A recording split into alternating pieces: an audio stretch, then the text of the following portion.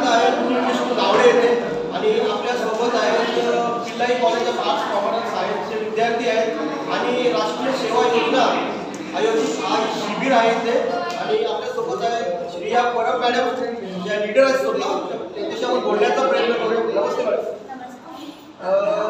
कसा रिस्पॉन्स आहे नावडे गावामधून? नावडे गावाच्या लोकांकडून खूप चांगला प्रतिसाद भेटला आणि खूप चांगला कॅम्प आयोजित केला. त्या कॅम्पमध्ये दररोज काही ना काहीतरी शिबिर आम्ही आयोजित करतो. तर पहिल्या दिवशी आमच्या कॅम्पमध्ये इथे आय कॅन्सर आणि आय चेकअप कॅम्प आयोजित केलेलं. तर काळ आता डिजिटल युग जसं वाढत चाललं आहे त्याच्यासाठी लोकांना सायबर सिक्युरिटीमध्ये काय असतं ह्याचंसुद्धा इन्फॉर्मेशन काय देण्यात आली. म्हणजे आरोग्य शिबिर आयोजित केलं होतं. तर तसेच दुसऱ्या दिवसासुद्धा डेंटल चेकअप कॅम्प किंवा स्वच्छता कॅम्प असे सुद्धा प्रोग्राम आयोजित केलेले आहेत.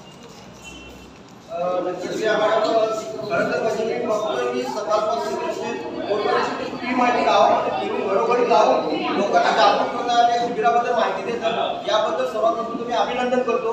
आणि तुम्ही नावडे गावात आता चौथा दिवस आहे आणि 7 दिवसाचा तुमचा कॅम्प आहे.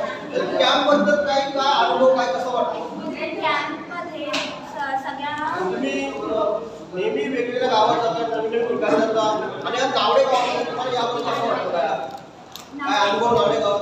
नावडे गावाला एक्सपिरियन्स छान होता. इथली माणसं सुद्धा खूप कोऑपरेटिव्ह होती. आम्ही गेलो तर आम्हाला प्रतिसाद करतात आणि बोलतात की आम्ही नक्कीच आणि बघत देखील आहे की गावात मंडळी येत आहेत आणि शिबिराचा नक्कीच फायदा घेण्याचा लाभ घेण्याचा प्रयत्न देखील करत आहे. एक शेवटचा प्रश्न आहे मॅडम तुम्हाला किती स्टाफ आहे तुमचा आज या गावामध्ये? चौथा दिवस आहे आणि काय तुम्हाला किती लोकांना जास्तीत जास्त तुमचा टार्गेट आहे की मदत करायची? तर आमचे टोटल 100 व्हॉलेंटियर्स आहेत आणि आम्ही प्रयत्न करतो की जास्तीत जास्त माणसांपर्यंत आम्ही पोचावं.